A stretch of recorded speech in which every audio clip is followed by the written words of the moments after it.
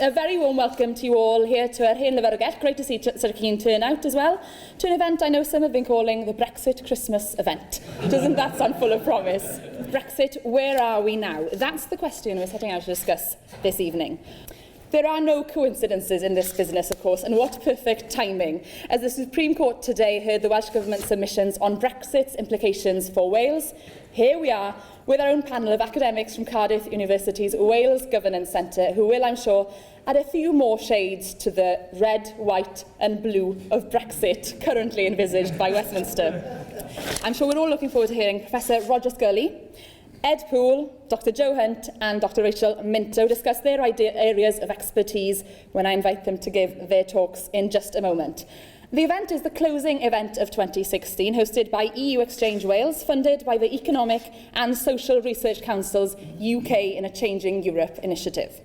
Ac yn ysbryd y fenter na i addysgu a rhannu gwybodaeth, fydd na gyfle wedyn i chi ofyn cwestiynau o'r llawr, neu'r oes sylwadau wrth gwrs, felly cadwch nhw'n barod at yr sesiwn sy'n dilyn y cyflwyniadau. Once our speakers have given their presentations, I'll be opening the discussion up to the floor, where you're warmly welcomed to present any comments or questions that you have, and I'm sure our panel are keen to answer those questions as well. Can I warmly welcome our first speaker this evening, Professor Roger Scully, who will consider what the EU referendum result has meant for Welsh politics thus far and what Brexit means for the shape of Welsh politics in the future. Roger.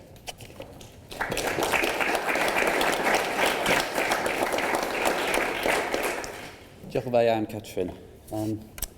The term United Kingdom has rarely seemed less appropriate than it did on the morning of the 24th of June 2016. Those who awoke to the referendum result that morning found that Scotland had voted almost 2-1 in favour of Remain. Northern Ireland had voted more narrowly for Remain, but with an aggregate result which concealed typically stark cross-community divisions. But England had voted narrowly yet clearly for Leave. And so also, against its apparent economic interests, had done Wales. The consequences of that result for politics in Wales have been and will likely continue to be many and profound. Brexit has become the dominant issue in Welsh political life, as it is for British politics, and it is overwhelmingly likely to remain so for the next few years. Brexit will have consequences which affect pretty much every political actor, political institution, policy area, and even us humble political observers and analysts. I spent roughly the first two-thirds of my career studying the European Union and thought I had set that aside when I decided to focus on Wales and devolution. But on the 23rd of June this year, the voters decided otherwise. The Leave vote, the fact that Wales voted Leave, has and will continue to have great consequences for Wales' bargaining position in the Brexit negotiations. Frankly, Wales is in a very weak position. Unlike both Scotland and Northern Ireland, there is no credible threat that Wales can make towards the London government. Nothing it can say along the lines of, well, if you don't give us what we want out of this process, we can make something happen which you will not want to happen.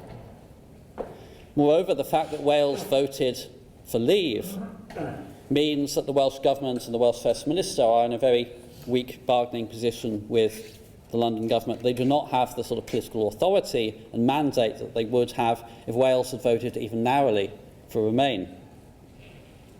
Therefore, although Wales may be potentially the UK's biggest loser from Brexit, the Welsh Government, in seeking to influence the negotiations from a Welsh perspective, has desperately few and weak cards to play.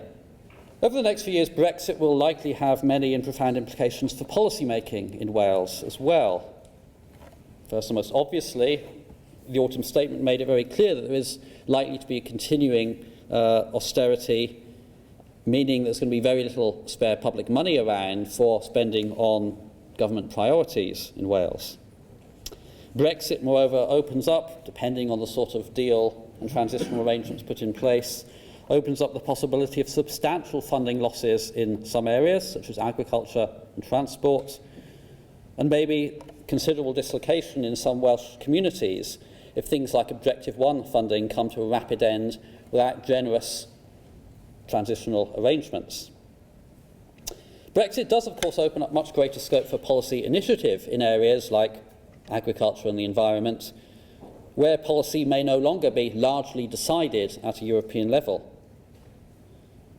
But while acknowledging that, we must also, I think, raise the question of whether the Welsh Government at the moment realistically has the administrative capacity to actually be looking to take and implement substantial new policy initiatives in these sorts of areas, to go from being largely a policy implementer to being a policy designer. More generally, I think the general focus on Brexit is likely to mean a deprioritisation of policy development in other areas. Put simply, the Welsh Government is going to have to be running very fast simply to keep up with seeking to influence the Brexit negotiations and dealing with the consequences that follow from the Brexit process.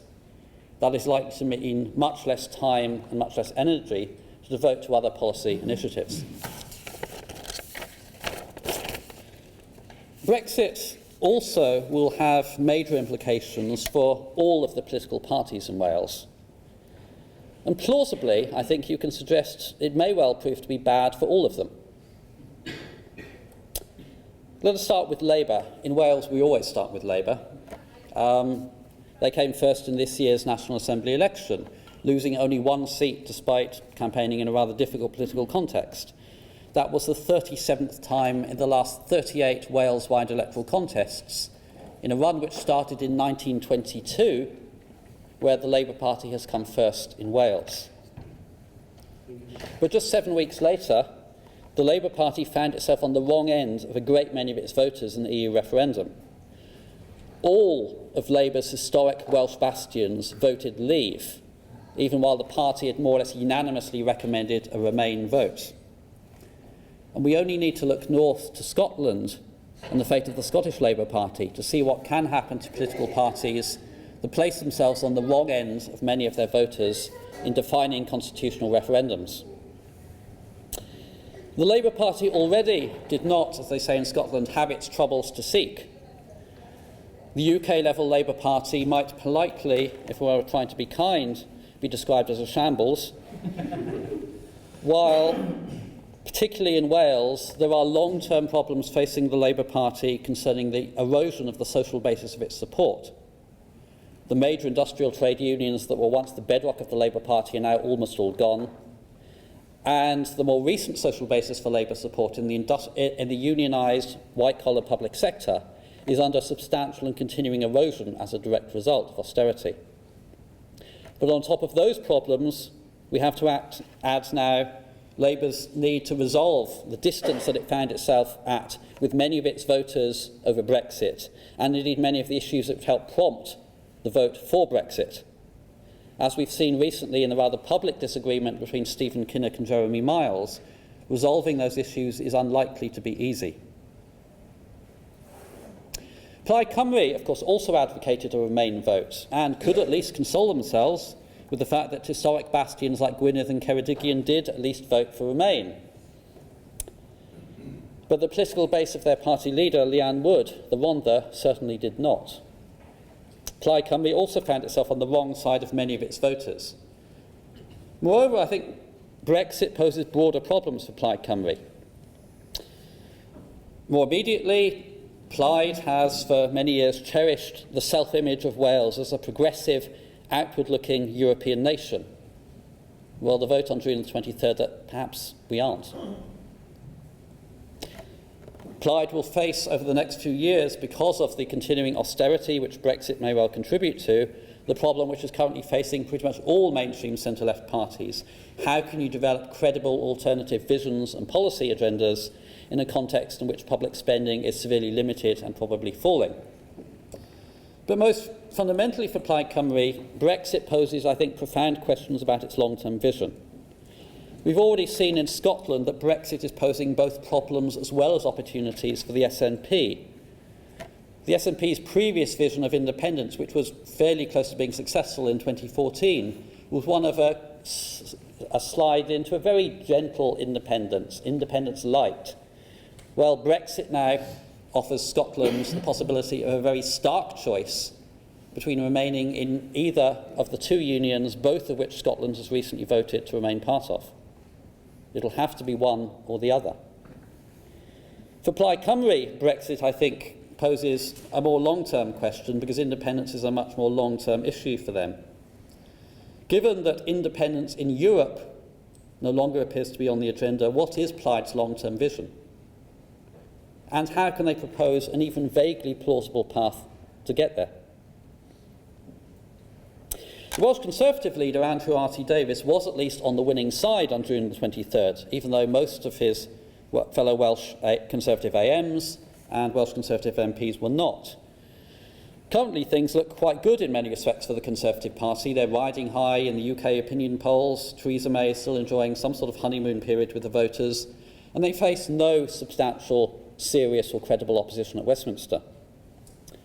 But things are almost certain to get worse, and perhaps much worse, for the Conservatives, because they will be the party in charge of implementing Brexit. That will certainly mean making some hard choices in terms of the sort of deal that they seek to achieve and can achieve.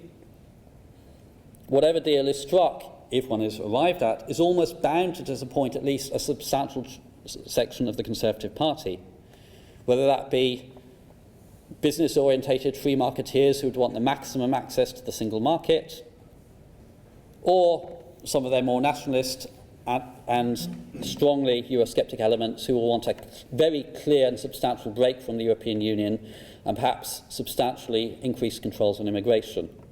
All of these people will not be able to be kept happy. There's one other point, though. In what some will perhaps see as a rather delicious irony, two agendas, both of which have been pushed by much of the Conservative right over recent times, now come into direct contradiction with each other.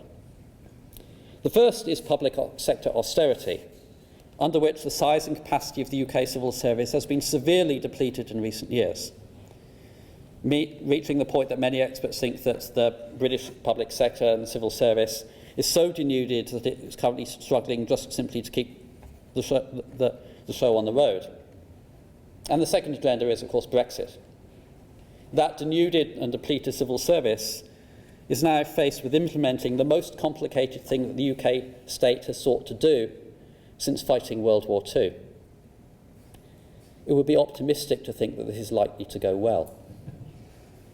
And the Tories will be the people in charge who are likely to get at least some of the blame. On the morning of the 24th of June, UKIP actually were in the position that very few political parties ever are, of having, it seemed, pretty much fulfilled their principal historic purpose. Yet that, of course, raises a question: what is the point of UKIP now? Maybe for the next couple of years to ensure delivery on Brexit, but beyond that, well, maybe they could look to morph into a more general party of the radical right, of which we're seeing a number of pretty successful examples in many established Western democracies at the moment. But there are a number of ongoing problems with UKIP being able to achieve that. The party remains deeply divided and utterly dysfunctional internally. Theresa May has shrewdly moved the Conservatives onto much of UKIP's territory, squeezing UKIP's distinct issue space. The Westminster electoral system will continue to make life difficult for UKIP to actually achieve any success in British general elections. And, rather ironically, the fact that Britain will likely be leaving the European Union means no more European Parliament elections for us. The elections in which UKIP have achieved much their best results, and from which, as a consequence, they've received a very substantial proportion of their ongoing income. Brexit means all that is likely to go. Now, the dear old Lib Dems, well, Brexit does at least give them something to say, give them something to make them relevant again to the political space in Wales and indeed Britain more generally. But although that seemed to work in Richmond Park, there are actually not many constituencies in Britain, and certainly not in Wales, that are much like Richmond Park. And I think we need to ask ourselves whether opposing the result of our democratic referendum will really be a good look for a Liberal Democratic Party over the medium to longer term. I first started following electoral and party politics in the 1979 general election. I was an unusual 8-year-old. In that 37 years, I've never known a time when there seemed so little reason for optimism about the prospects of all of the major political parties. And Brexit plays a very significant role in many of their problems. Diolch.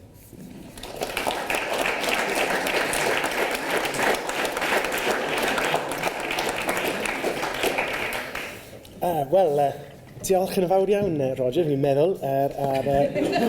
Thanks very much, I think, and diolch yn fawr am y gyfle I siarad gyda chi heno. Thanks very much for the opportunity to speak with you tonight. When we turn to the possible budgetary, economic, financial consequences of Brexit, it's not easy to avoid talking about the idiosyncrasies and turns of phrase of a boisterous character called Donald. No, not everybody's favourite prolific late-night tweeter and locker room talk enthusiast, but a Donald from the simpler, halcyon days of the George W. Bush administration circa 2003, and namely Bush's rambunctious Defence Secretary, Donald Rumsfeld. You might remember a memorable exchange between Rumsfeld and journalists who were aggressively pursuing his administration's prosecution of the war in Iraq. And Donald came out with a memorable and famous line, and I'll read it out because I think it's worth reading in full. Reports that say that something hasn't happened are always interesting to me because, as we know, there are known knowns, there are things we know we know. We also know there are known unknowns. That is to say, we know there are some things we do not know. But there are also unknown unknowns, the ones we don't know. And if one looks throughout the history of our country and the other free countries, it is the latter category that tend to be the difficult ones. Well, and it's a really interesting turn of phrase, and I would disagree with Donald, because I think in this case, for Brexit and the economy, we have known knowns, we have known unknowns, and we have unknown unknowns, and they're all equally difficult and challenging for us to deal with. So that's what we're going to turn to today. We actually do have some known knowns. We know, for example, what the current budget impact of EU programmes are for Wales and what potentially will happen when those are withdrawn. We also have some known unknowns. We know that there are questions about repatriation of competences over policies like agriculture, the environment and regional policy, but we don't know which level those competences are going to be repatriated to, whether they're going to be solely repatriated to one tier or whether they're going to be shared. We also have the unknown known of the impact of the Brexit deal on the economy. We have certain models, but we don't know what that impact might be. And we also have many significant unknown unknowns. We don't know about world economic performance. We don't know about China and the diminishing economy there and the impact of the end of the mineral boom. We don't know about the oil price, and we don't know a possible positive impact on trade that might result from Brexit. I know a lot of the Leave campaign promoted at the time. So to turn first, I want to talk about the known knowns. We know at the moment that these are the kind of budget impacts that Wales receives and the other parts of the UK from the two major budget programmes. These account for almost all of the budget spending by the EU on Welsh government programmes. And we can see, if you look at the spending per capita, spending per headlines from the Common Agricultural Policy and the structural funds, you'll see right away where Wales is going to have a challenge in the upcoming negotiations. Because what we have is, particularly on the agriculture side, £96 per head being spent per year on agriculture in Wales, compared with about a third of that in England. And you have a whopping £83 per head spent on the structural funds in Wales, compared with just £13 in England. And Northern Ireland and Scotland somewhere in between those. You can see, for example, the role of agricultural policy in sustaining small hill farms and so on, and the role of structural funds in West Wales and the valleys. But what we don't know is whether or not these programmes are going to be continued after 2020. The good news is, and there is some good news tonight, the good news is most of these funds are guaranteed through to the end of the current funding round in 2020. Certainly all of the Common Agricultural Policy spend, and on the structural funds, as long as they are reasonably appropriate for UK government domestic priorities, there's a commitment to continue to back the structural funds for a few more years. What happens after that, of course, is totally down to the negotiation. So I want to focus on these two areas for the remaining time I have, because obviously these are the two large ones when it comes to budget.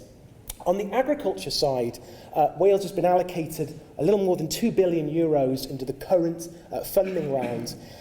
And actually, approximately 80% of farming income in Wales originates from EU funding. Post-Brexit, funding is going to have to come from domestic sources because there's no model of a Brexit deal, whether that's Norway or Switzerland and so on. There's no model that has continued European funding of agricultural policy. And because we've got very significant divergence, not only in the types of farms between England and the big rural arable farming in the fens and so on versus the small hill farms in Wales and Scotland, we have both big difference in the agricultural industries in the countries. We also have quite a lot of policy divergence between the various countries. The obvious one, for example, being the badger cull, which just over the border, Gloucestershire, Somerset, is being pursued quite significantly. Whereas in Wales, of course, it's a vaccination programme. So it's how DEFRA becomes a neutral arbiter in this. Both an English agricultural department, but they're going to have to assume a UK agricultural department role as well. It's going to be really challenging as to how that works out. But of course, as Roger was mentioning, there's the policy capacity side as well. Agriculture is incredibly environment for significant regulation. There are regulations covering environmental considerations, animal welfare, the use of pesticides, movement of animals, the list goes on, and it's one of the main reasons perhaps that a lot of farmers voted to leave, because sometimes farming perhaps seemed like being an accountant rather than being a farmer itself. But the point of these regulatory standards is it gives access to the rest of the European market. And actually, that's really important for Welsh agribusinesses. Welsh food and drink exports were worth almost 300 million a couple of years ago. That's more than 9 out of 10 exports from the Welsh market, and only 9% went to non-EU countries. Now, of course, there's the argument, well, let's get out there and export around the world. Well, we can do that, but we need to make sure that that 90% is also as protected as well we can. And that is going to require a lot of coordination. So whether that happens in line with other European countries, or whether that happens with England and Scotland, perhaps coordinating over regulation, is yet an unanswered question. And so it's where the limits of these shared powers are going to lie. The other large area that I covered was regional aid, and anybody who's driven along the Heads of the Valleys Road or anywhere else in South Wales will see the proliferation of EU signs showing that the investment in those areas. Between 2014 and 2020, Wales has actually been allocated more than 20% of all the funding available to the UK, despite having less than 5% of the UK's population. Wales, of course, and to a lesser extent the other devolved countries, is therefore subject to significantly higher levels of funding. And funds for economic development are likely, depending on the model of Brexit, the deal that was reached by the May government, is likely to have to come from domestic sources. Of course, regional policy is a devolved matter, but then begs the question, well, if it's a devolved matter, who's going to pay for it?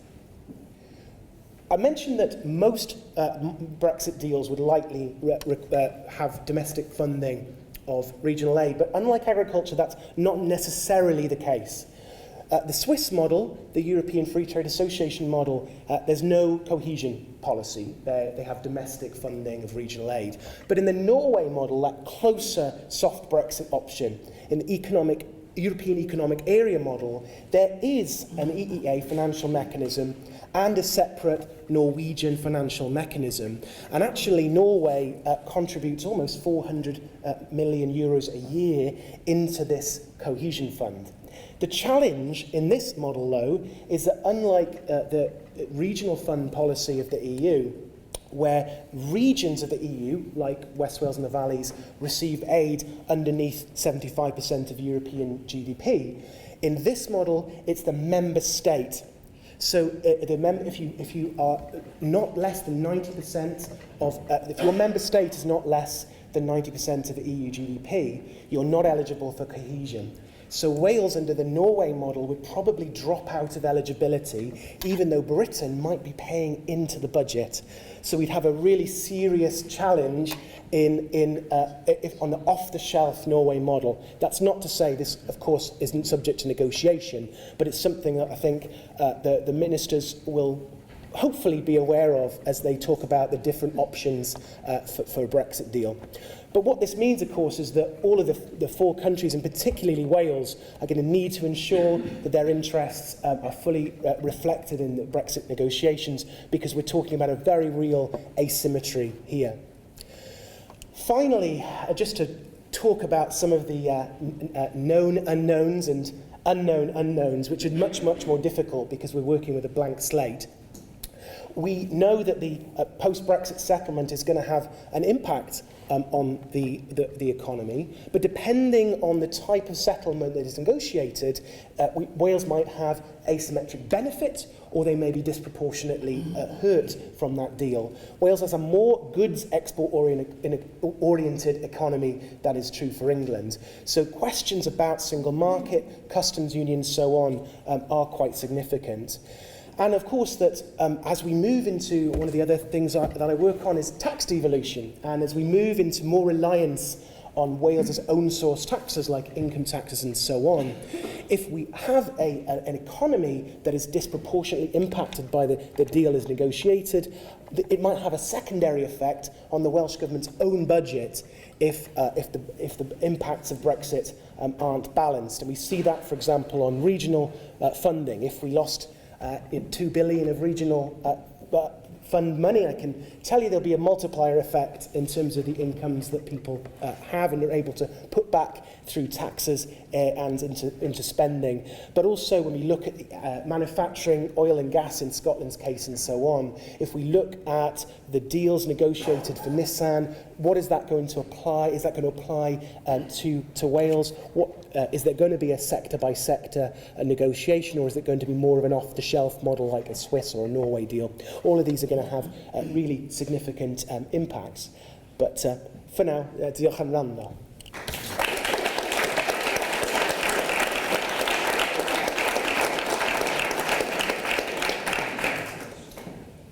Thank you. Let's get one more through. Thank you, diolch yn fawr iawn. Okay.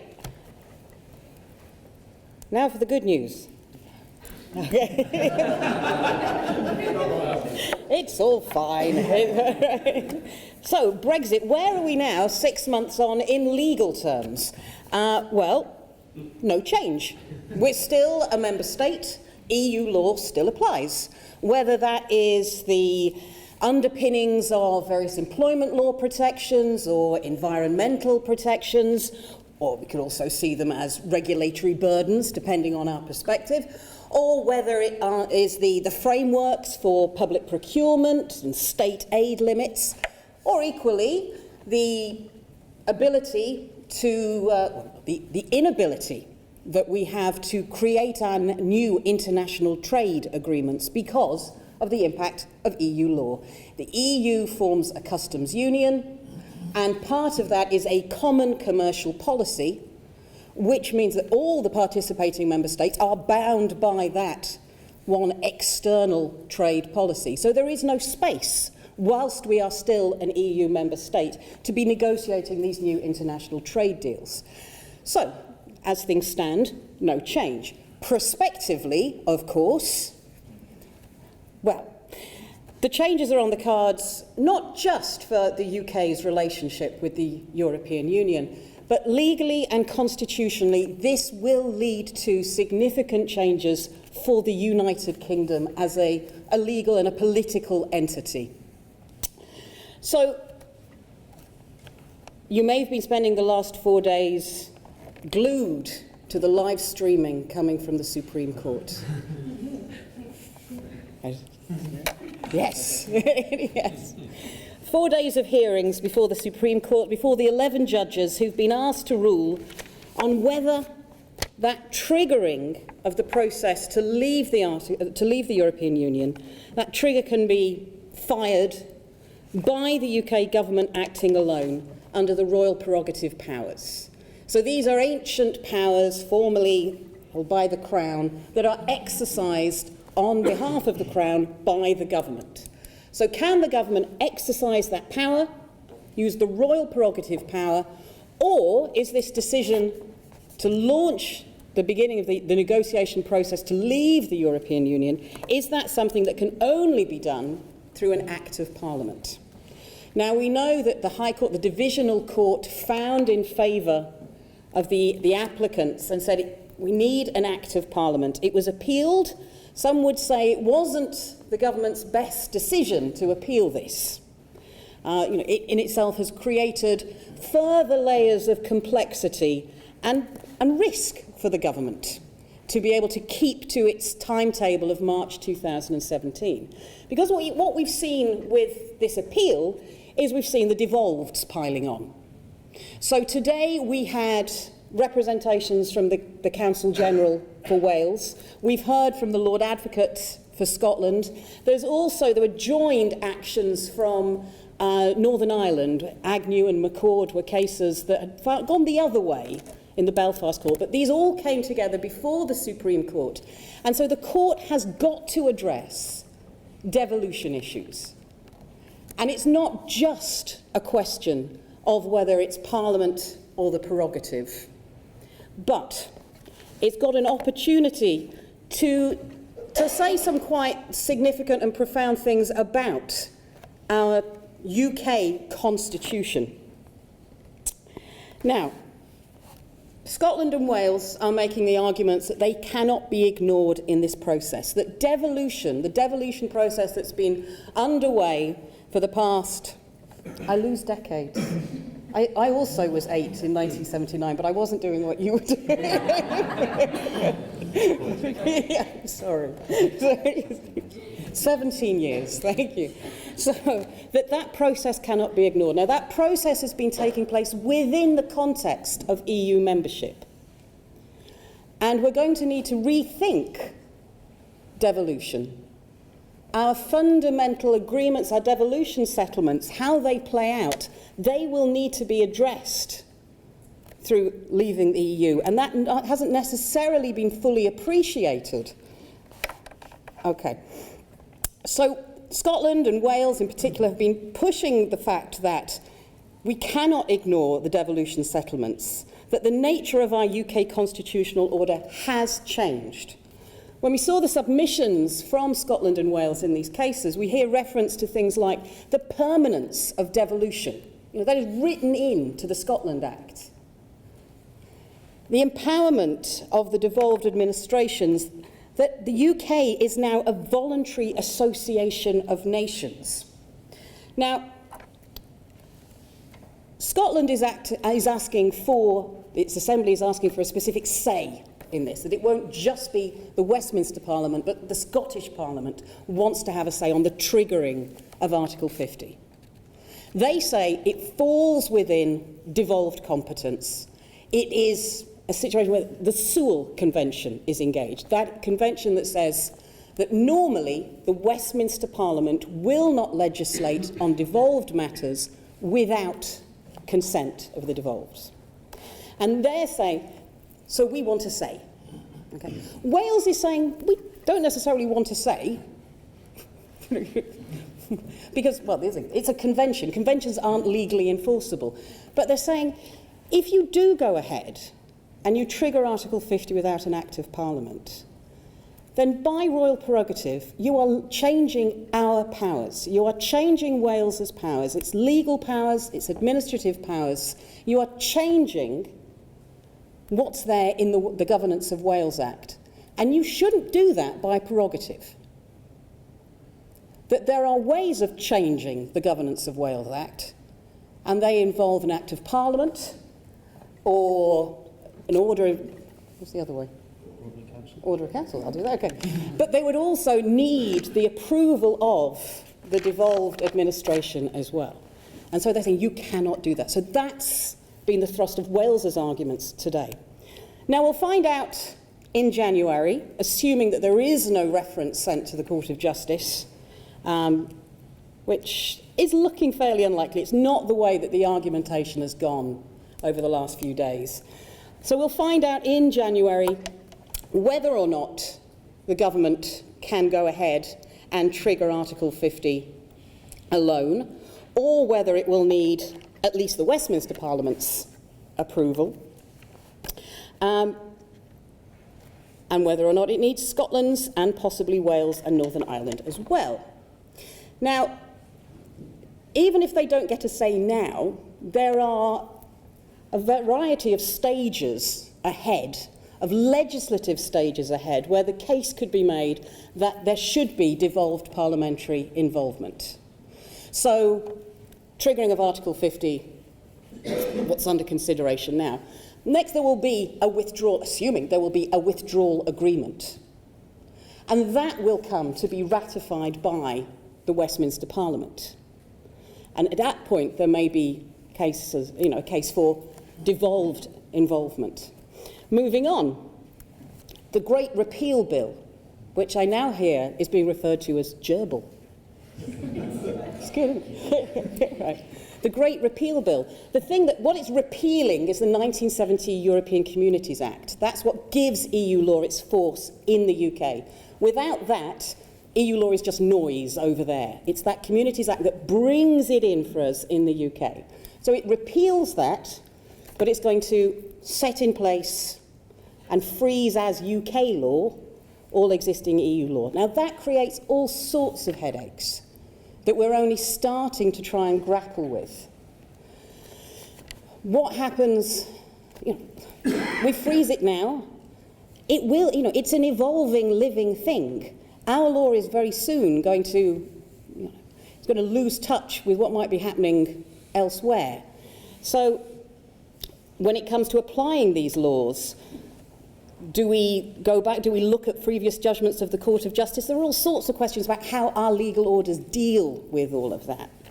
So different stages where we could have involvement of the devolved parliaments in making these decisions. But the next big legal headache is one that has been alluded to on a number of occasions already, is this repatriation of powers. Who gets the powers that are coming back?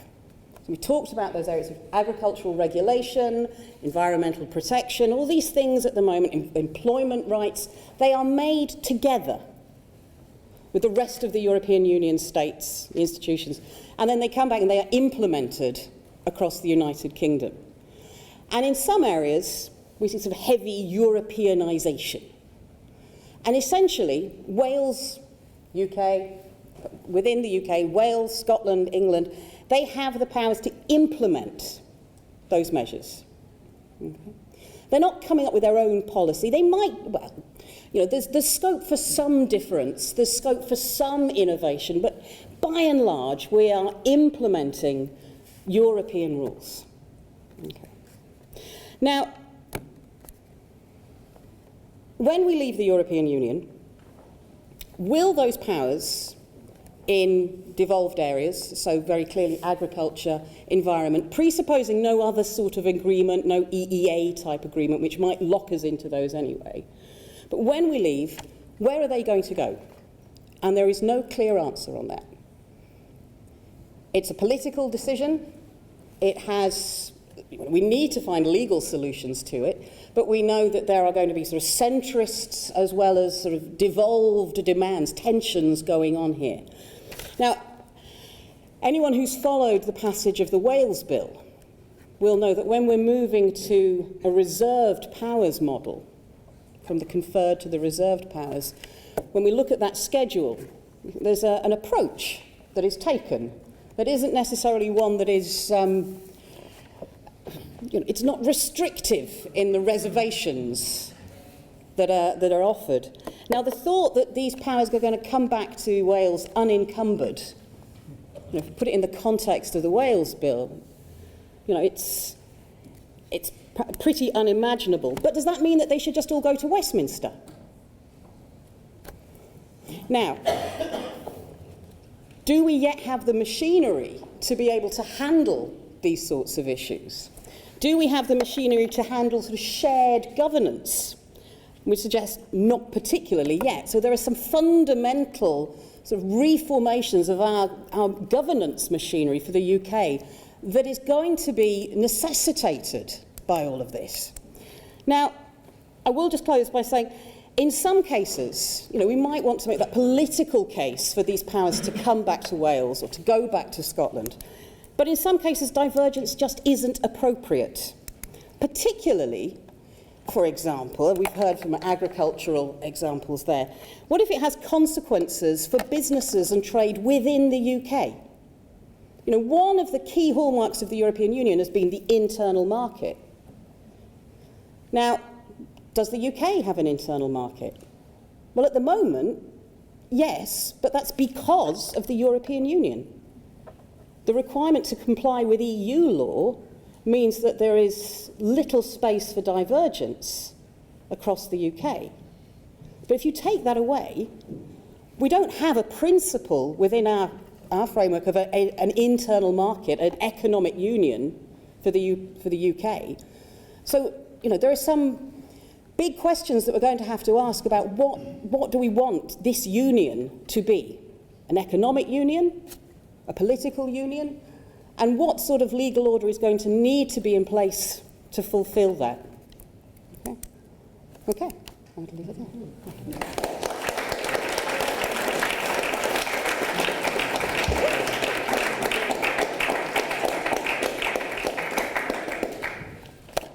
Hello, good evening, everybody.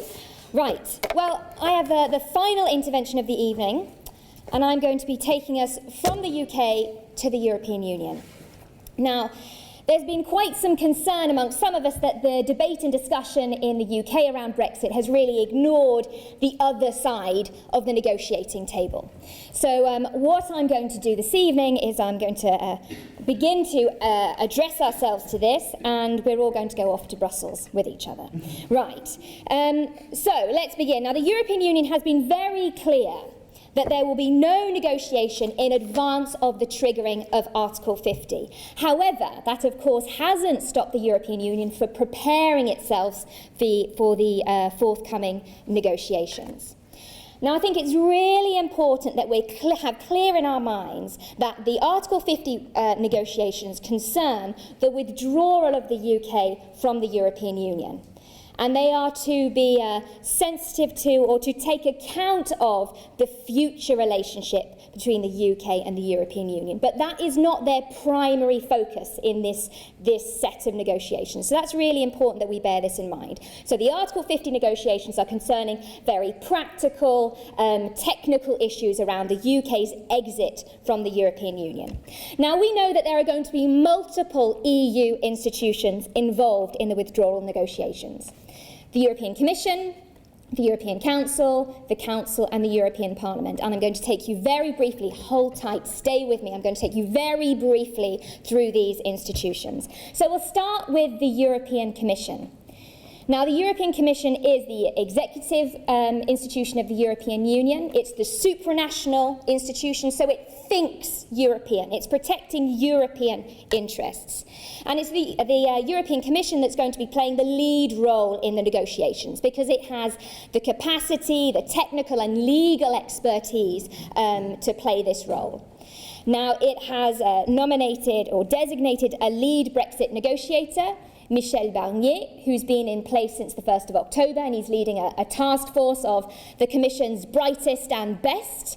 And since he's been in post, he's been visiting various capitals of the 27 member states to get an idea in advance of the triggering of Article 50.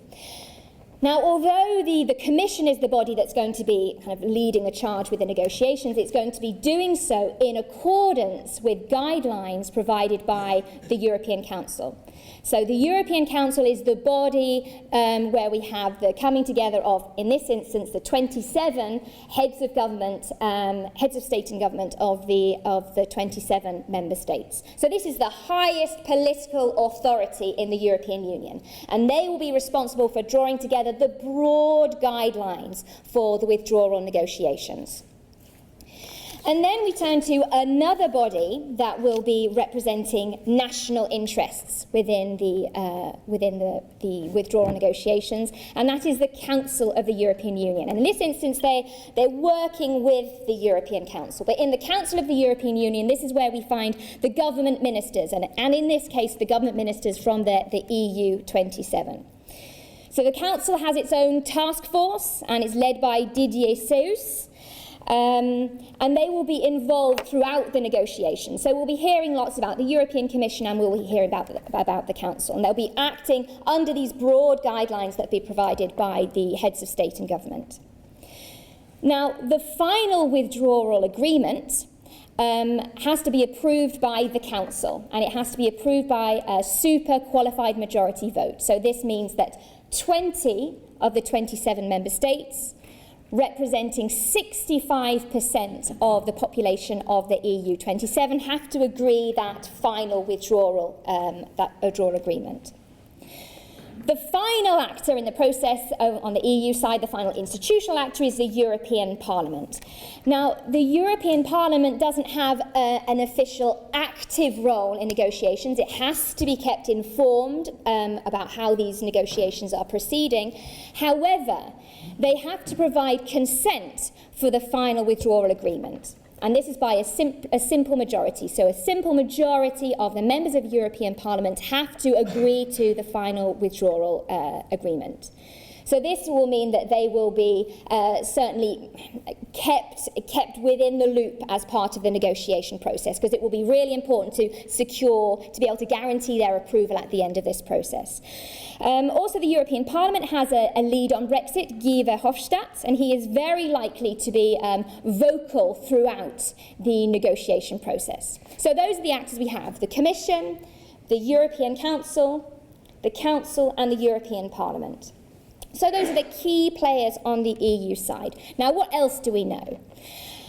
Well, Michel Barnier, so this is the European Commission's lead, he gave a press conference on Tuesday, and he outlined a number of points that will, with relevance to the Article 50 negotiations. And none of these came as anything of a surprise, and they're absolutely in line with what we've been hearing over the previous weeks, months, and even years in some cases.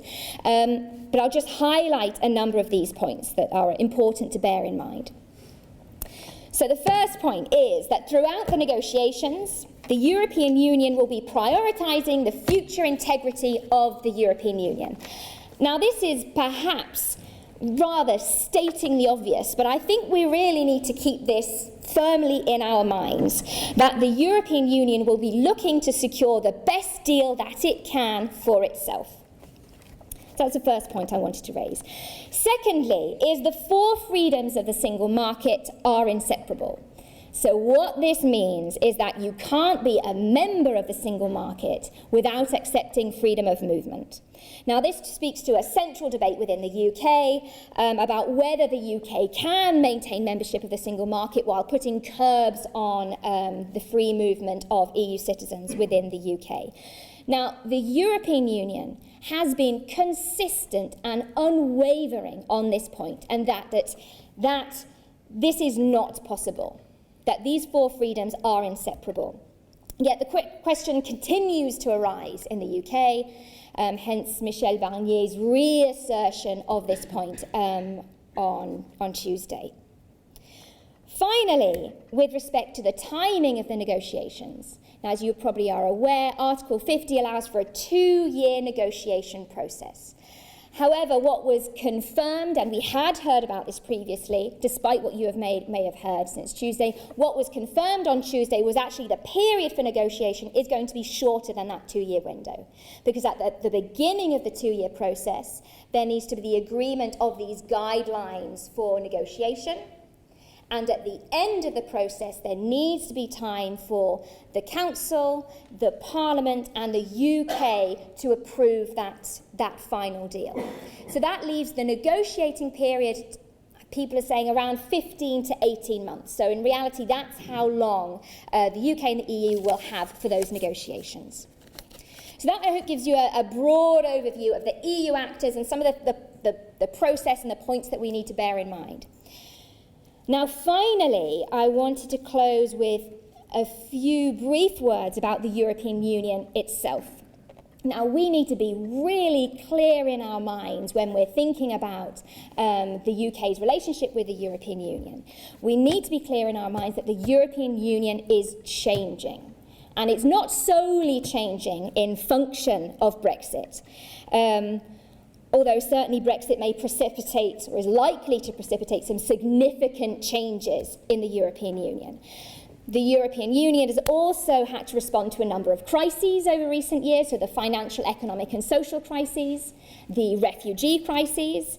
It's also affected by the changing geopolitical context, so we look at the election of Trump, and certainly there will be implications there for the European Union. The questions raised around security and trade relationships. And also on the horizon, we have a number of key elections, member state elections, particularly within France and Germany. And that will have implications for the European Union itself and also for the Brexit negotiations. Now, I think it's really important that in the UK is sensitive to this changing nature of the European Union so that it can be forward-looking in its approach to establishing a future relationship between the UK and the European Union. So from that point, I will take us away from Brussels and back to Cardiff and hand over to Catherine.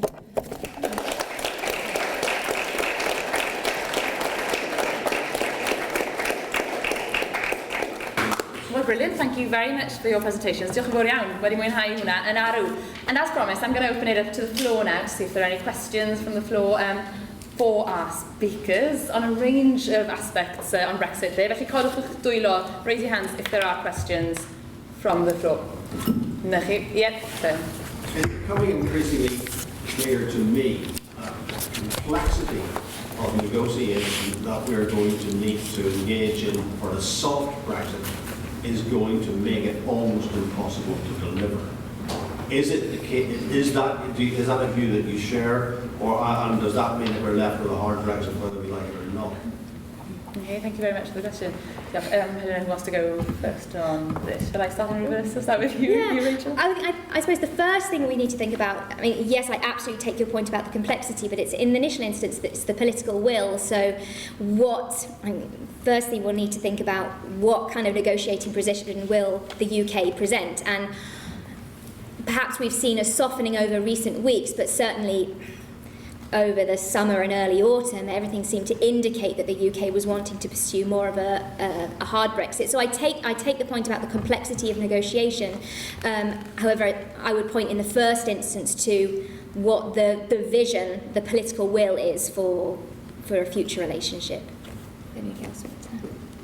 And we have a lack of clarity on that. We know that it's the stated position of Scotland that it's a soft Brexit, and Wales is pretty much there now. There's been a little bit of toing and froing on that, but it's not yet a UK-wide position. And we've heard from the Prime Minister from the start that she's looking for a UK-wide approach to negotiations, but what that looks like and how that's achieved, 6 months on, we still can't see it. Are we ever going to arrive at a point where we've got a UK-wide vision of what Brexit should mean? Oh, no. Roger? I don't think we're quite a long way yet from having a Conservative Party-wide vision of what Brexit should mean. Yeah. So getting something which Welsh Labour government, an SNP Scottish government and a Northern Irish government, almost half of which is Sinn Féin, could all sign up to seems challenging. sorry to say. I think the question is right that the complexity of soft Brexit will be very difficult to achieve, but we shouldn't assume that a hard Brexit will be less complex in the long run. Indeed, the opposite may well be the case. Less complex post-Brexit, clearer but more difficult.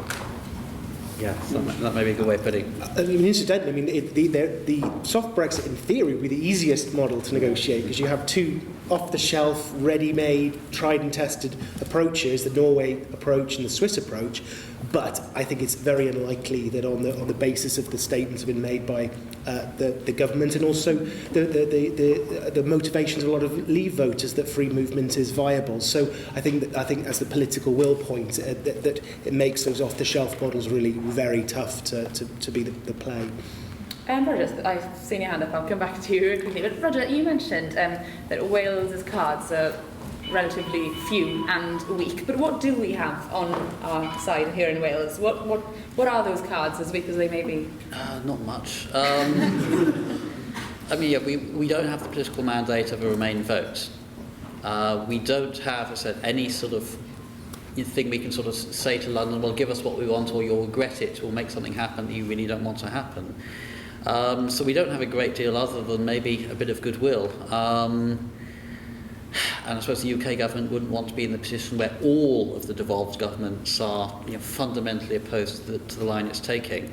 As I said when myself, Rachel and Joe appeared before one of the Assembly Specialist Committees looking at this matter, I think probably the best tactic Wales can pursue is simply to identify a very small number of key things to try and ask of the UK government and just keep hammering away at those, Wales wants these 3 or 4 things, and maybe at least get the UK government to accept them simply because they're so bloody sick of hearing the Welsh going on and on and on about the same things. Frankly, we have almost no leverage. And has that negotiating strategy, or whatever you want to call it, have you seen that play out in what you've heard from the Welsh Government? Not yet. I mean, I think we are reaching greater clarity now from what the Welsh Government is identifying as key priorities. And I suspect, actually, if we're going to have success as sort of Wales in this, we're going to need to narrow the priorities down.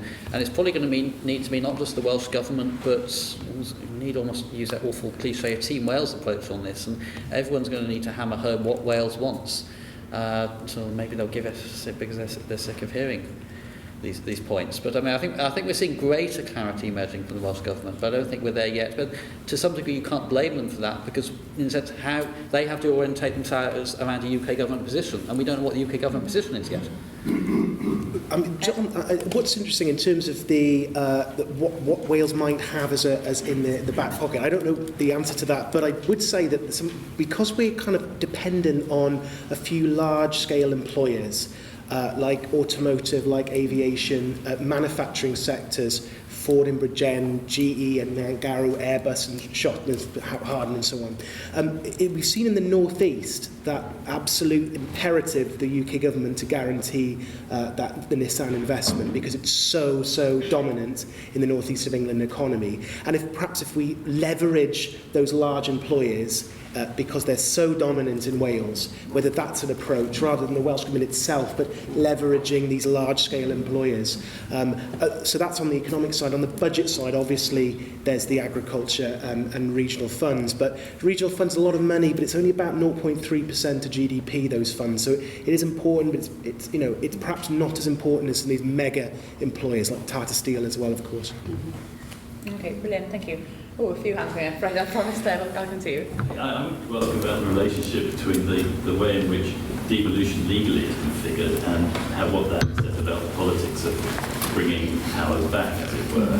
In that it seems to me that the way in which devolution is structured is around big subject matters, big areas of legislative activity, such as agricultural environment, and whichever model, naturally, if more power falls into that cup, as it were, by the removal of EU powers, then that just comes to Wales by default.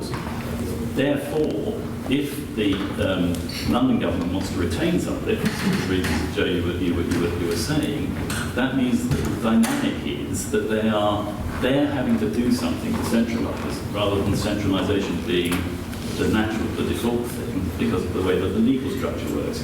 And doesn't that complicate the relationship between London and Wales, and including what you've just been saying about the negotiating position between London and Wales? Yeah, Joe, can I come to you on that then? Because you touched upon it in your presentation. I think whatever the legal framework currently is, there can be no guarantees, there can be no assurances that it's going to go one way or the other. I think we have some voices in Westminster and Whitehall that just absolutely are under the impression that these things are coming back to the centre. End of story. But that's a legal reality. Politically, can that happen, Roger? Well, I think politically, then I think that is particularly tricky in the Scottish case. Yeah. Some people will recall the time before the 2014 referendum, for instance, Joanne Hunt, who was then leader of the Scottish Labour Party, said that if there were ever a move to take powers away from the Scottish Parliament and take them back to London, then she would be converted to support for Scottish independence. Now, okay, so you're saying, well, un pethy way, peth arith aid. I mean, whether she'd actually follow through on that, we don't know. But I think politically in Scotland, that is a sort of third rail that the London government should be very wary of touching. Because, I mean, that really could be the sort of trigger for pushing some significant further people into support for Scottish independence and giving the SNP government the launching pad for another independence referendum that they could well win. How keen will the Welsh Government be to ensure that these powers are repatriated to Wales? I mean, you've touched upon capacity and the financial implications of it. Will they really be pushing for it? Outwardly, I imagine they will, but do they really want these powers repatriated? I don't know from themselves. I haven't spoken to them about that issue. I mean, I suggest. I think that we talk about agriculture and the environments being devolved, but as Joe said, they're not actually devolved in many cases. They're actually shared competences with the European Union. And Andrew R.T. Davies was criticised for saying this a couple of days ago, but actually there is an element of thought in that there actually is going to have to be some sort of coordination within the British Isles after these powers are repatriated. Now, I don't know to the extent if that means that they should all be held by Westminster, but if they are repatriated to Wales, there'll need to be some coordination. Now, and that will therefore need either some joint ministerial bodies being set up, or DEFRA becoming both a UK department and setting up a separate English agricultural department. I don't know what the model will be, but if we're going to not have a really difficult environment for farm exports, there's going to need to be some coordination. So on the point of capacity, there'll certainly be the continuing of the Welsh Government's management of these funds, both on the regional side and on the agriculture payment side. The extent to which there's shared competence at the end with other parts of the UK, I think, is a really unanswered question so far. We can draw a parallel with how the European Union works, or it's supposed to work. You have these areas of shared competence, so policy areas, and the majority of policy areas are shared between the European institutions and the member states. And when it comes down to individual pieces of legislation, there's supposed to be the operation of this principle of subsidiarity. So it won't be that the Union does all of agriculture, or if it came back here that Westminster would do all of agriculture or Wales would do all of agriculture, but that on particular issues it's which is the most appropriate level to act on this particular measure. That decisions, the idea of subsidiarity, decisions should be taken at the lowest effective level, the level closest to the citizen. Now, if we had a principle like that, built around shared governance within the United Kingdom, with the operation of a principle of subsidiarity, that is one approach. It's not something that we have, and we don't have, the underpinnings for that yet. But it would have to be, it would be a conscious choice to get there, and it would mean a move away from what we currently have. Can I come back just for a second? Yeah.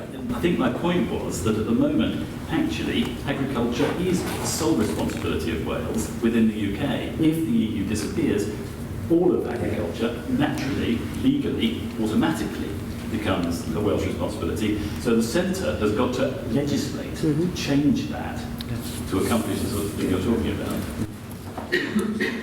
Right, I saw a few hands going up here altogether. there's one from the back. I'll come to you after. There's a hand up in the back there. I think it was you. Yes. I'll stand up. A question for Dr. Minto and also anyone else who wants to chip in. I just wanted to press a bit more on the Brussels point of view, and I know we've heard about Brussels having their priority is going to be very much European interest in maintaining European Union cohesion, which is understandable. But just what's your opinion, what's your take on how lenient they're going to be watching? How do you think they might negotiate? Do you think there's pushing points or not? Thank you.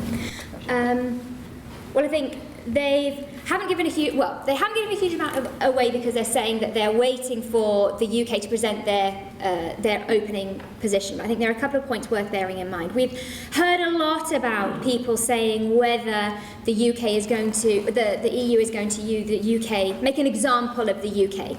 So to make this a particularly awkward for the UK to discourage other member states from seeking referendums and potentially leaving the European Union. And I think we need to bear a couple of things in mind on that account. Firstly is that the European Union isn't going to do anything that will damage itself. And it knows that in order actually to inflict an injurious Brexit upon the UK, there's the potential that actually economically it could be have a negative impact on the European Union. So I think that perhaps we could temper some of the concern on that count. But certainly there is this idea that they wanted to maintain the integrity of the European Union. It's worth remembering that support for the European project has actually increased across the European Union since the UK voted to leave. So perhaps the panics that we've had in the UK about this don't really reflect the reality of what we're seeing over in the European Union. I think it's really interesting if you dig down into the different member states. Each member state has its own unique relationship with the UK through the European Union. This might be through particular trading relationships, through tourism, through freedom of movement. So I think this shows that it's going to be incredibly complex, but I don't see this desire that they're going to want to cut off their nose to spite their face, although they are going to want to be clear that there is a difference if you're in the European Union to being outside the European Union. And that's something else that Michel Barnier was saying in his press statement, was you can't, go back to this really tiresome refrain you hear. You can't have your cake and eat it. You can't be outside the European Union and enjoy all the benefits of being in the European Union. So there is that difference. I think, does anybody else want to add anything? Summed it up perfectly there, thank you. Okay, I promised to come to the front here. Did you still got your question? Yes, I'm a strong supporter of independence for Wales, but it's quite clear from recent history that England is simply not able to govern itself and needs us to help them along. But what we have in Wales is, as the result of the referendum, is a clearly very severely divided country.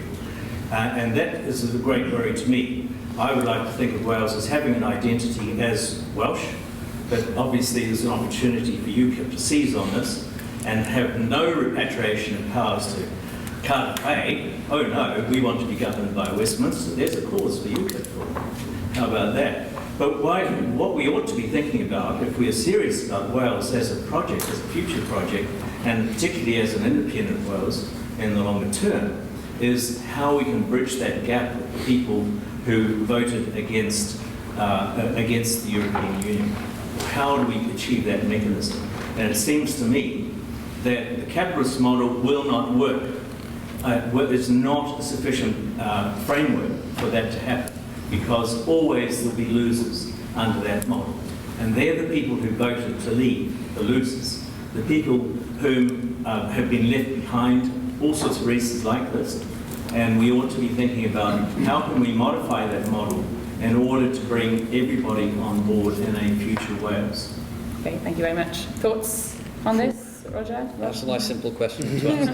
Yeah, thanks. And I think clearly you do touch on an issue which I think is concerning many people, and we see political ramifications right across the democratic world.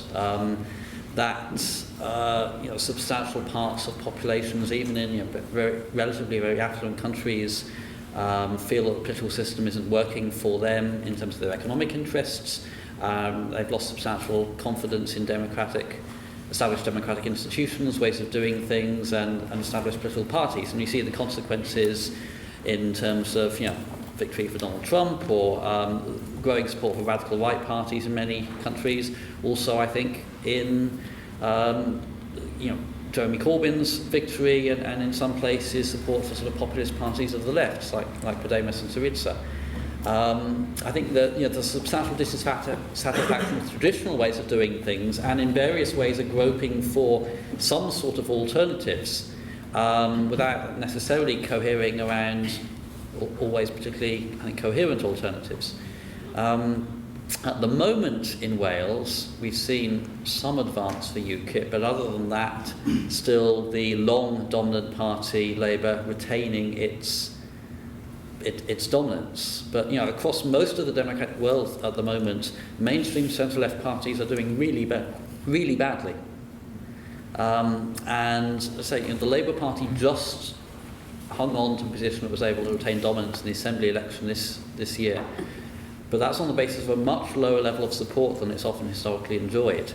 And as I said earlier, the social basis for Labour's support and dominance is substantially corroded. So just because it was 37 out of 38 for the Labour Party this year, we should not assume that dominance is sort of hard-baked into the system to continue for decade after decade. As we've seen with the Scottish Labour Party, a once dominant political party can be swept away with surprising speed and totality. So plenty to think about there, maybe. Yeah. Stumble away. I am keen to get a few more questions in. Yes. In this supposed post-truth environment, there's a degree of scepticism of the role of academics in the discourse around Brexit and its implementation. How does the panel respond to that? Yeah, where are you on the chart of how do you deal with that? Yes. Good Well, question. I mean, it's one of the joys in having written a report on the net contribution or benefit of the EU to the Welsh budget before the referendum, is you get to look at the below-the-line comments said about you and your co-authors, and it's quite uplifting actually.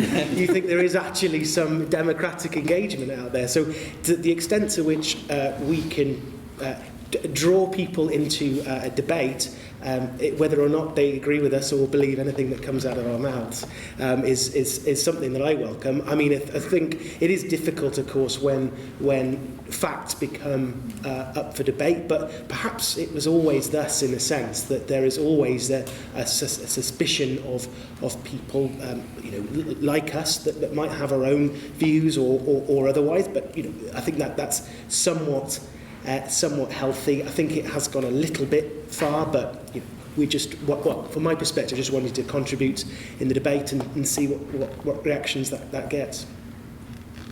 There we go. I think you've spoken for the panel there. We'll take a final question then. I will take two. We'll take yours and then there's one in the back. Sorry, I'm running out of time. Given the lack of opportunities you outlined for Wales to influence the UK level discussions on this and the negotiations, I just wondered if you could think of any opportunities for Wales to seek to influence the Brussels end of things.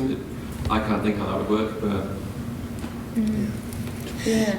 Yep. Rachel. So, well, as you will be well aware, but maybe not everyone in the audience is aware, the Wales has its own representation in Brussels. So the European Union provides an opportunity structure for what you would understand Wales as a region to represent itself in Brussels. So it's present within EU institutions, it's present within various networks, and also Wales has its own outpost within in Brussels, where it has representatives from the Welsh Government, the National Assembly, and some other bodies. So in terms of the actual influence that Wales could have during the Brexit negotiations, my thoughts are, I have like two particular thoughts. Is one, what it can do is essentially raise its profile.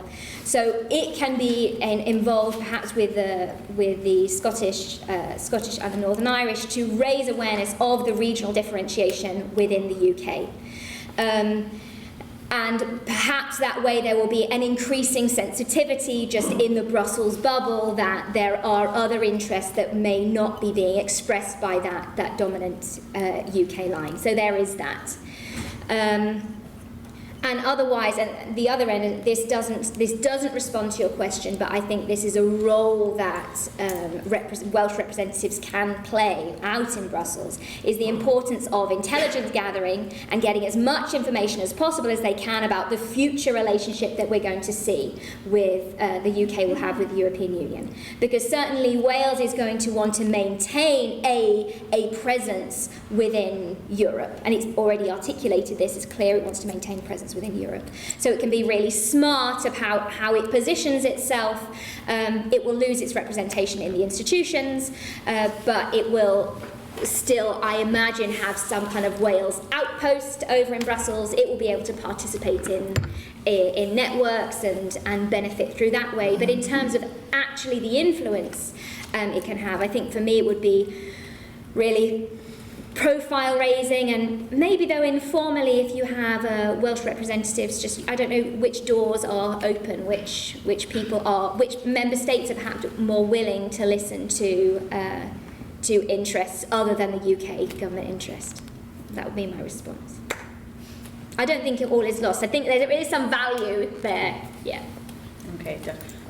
Mara, you've had your hand up a few times with a question. When we do leave the European Union, I wanted to sort of maybe consider what the consequences are for politically for Northern Ireland and the Republic, and how will that affect Wales? Okay. I think you've been overt in Northern Ireland to discuss this. Yeah, we did, yes. Yeah. Well, I'll just kick off and then hand over to somebody. I think there's an important point when we think about Ireland, because the Irish are the member state who have actually done the most preparation around Brexit. So I think it was when, just after the general election, before the referendum had actually been called, the Irish had started doing research analysis into what would be the impact for them on the UK's leaving the European Union. So I think it's worth noting how valuable a player Ireland is, because it stands to lose a lot when the UK leaves the European Union. And therefore, you just think about Ireland within a player within the European Union. We could think about perhaps, the extent to which the European Union will kind of push Ireland or even damage Ireland during the course of the negotiations. So I think that's something it's worth bearing in mind. But that Ireland border is, there are so many issues attached to that. Shall I hand over to you? Oh, thanks. Not at all. Yeah. Just one little, I suppose, nugget. I was interested to discover recently there's an astonishingly large proportion of Ireland's exports to all of the rest of the European Union arrive in the European Union through 2 or 3 Welsh ports.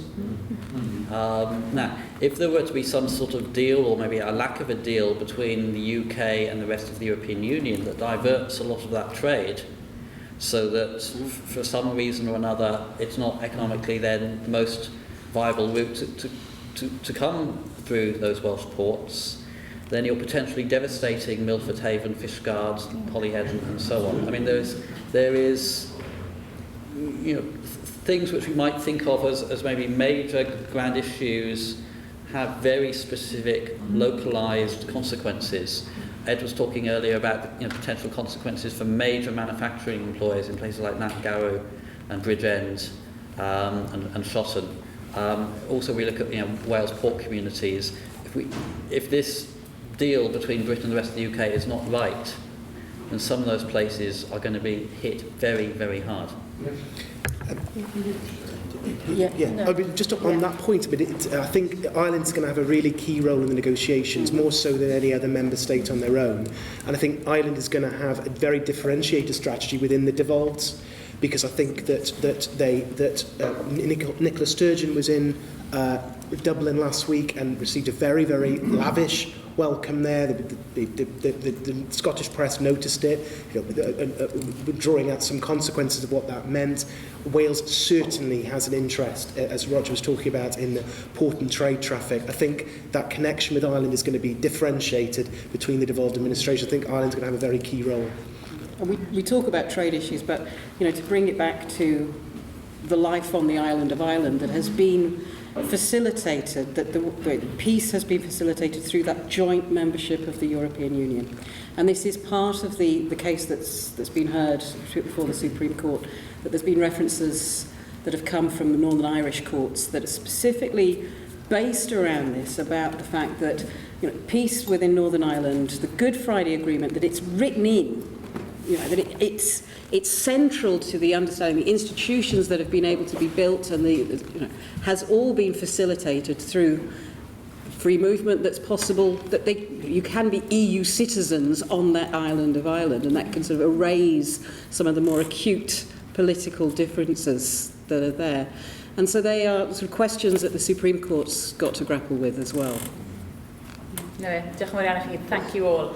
I hope, I'm so sorry that we've run out of time, but I'm sure you can ask away after we formally close this event now. But I hope it was the Christmas Brexit event you were all hoping for. I will hand over to Rachel Minto now just to give closing remarks. I just had a couple of points about if you're after more information about Wales, the UK and the European Union, there are two ports of call. Firstly, do keep an eye on what we're doing in the Wales Governance Centre. We represent just a selection of the research that's going on around Brexit. We've got a Wales and the EU hub, so do keep an eye on our Facebook page and the events that are coming up to keep abreast of the activity that will be unfolding over the coming months and years. So Wales Governance Centre, number one. Number two is this event is sponsored by the UK and the Changing Europe initiative, which is the initiative of the Economic and Social Research Council, which is one of the UK's research council. This is a fantastic resource for information about the UK and the European Union now in the context of Brexit. So if you visit their website, they have blog posts and reports, audio, visual, bits and pieces, and various events. So I do urge you to explore that website as well. This is for all independent, impartial information. So those two sources. Also, I wanted to extend my thanks to the Economic and Social Research Council, the UK and a Changing Europe initiative, for funding EU Exchange Wales. And EU Exchange Wales, it's been active since the end of 2013, but funded by the UK and a Changing Europe initiative since mid-2015. And it's allowed the bringing together of Cardiff University academics and Welsh Government policymakers to discuss issues relating to Europe. And now we're discussing issues relating to Europe, Wales, Europe in the context of Brexit. So I want to extend my thanks to the ESRC for supporting EU Exchange Wales and for supporting this event this evening. Also, thanks this evening to our Centre Manager, Richard Thomas, for the expert organisation.